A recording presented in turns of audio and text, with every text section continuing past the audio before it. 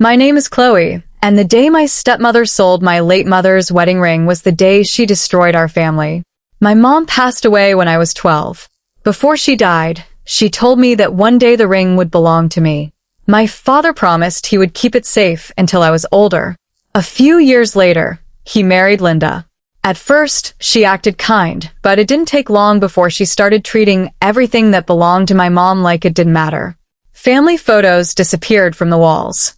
My mom's clothes were donated without asking me. The only thing I still cared about was her wedding ring. On my 24th birthday, I asked Dad if I could finally have it. He looked confused.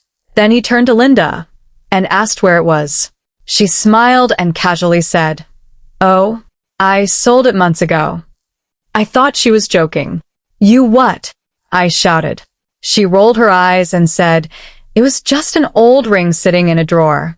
I sold it to a jewelry shop for $800. I couldn't breathe. My father looked just as shocked as I was. He had never given her permission to touch it. I started crying. That ring was the last thing my mom had left me. Linda told me I was overreacting and said she used the money to buy new furniture for the house. I walked out without saying another word. The next morning, my grandmother called me after hearing what happened. When I told her the ring was gone, she became completely silent. Then she asked one question. Did Linda know where that ring came from? I said yes. My grandmother sighed and told me something I had never heard before.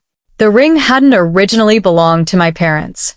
It had belonged to my great-grandmother and had been passed down through 4 generations. It contained a rare pink diamond that most people thought was fake because it looked so unusual. Years earlier, the family had it professionally valued for over $250,000. I was speechless. My grandmother still had the appraisal documents. She emailed them to me immediately. I couldn't believe Linda had sold a $250,000 family heirloom for only $800. My father was furious. We rushed to the jewelry store, but the owner told us the ring had already been sold to a private collector 2 days earlier. Fortunately, every sale had paperwork. The police became involved because Linda had sold property that legally didn't belong to her. A few weeks later, investigators tracked down the collector. When he learned the ring had been sold illegally, he agreed to return it after being reimbursed.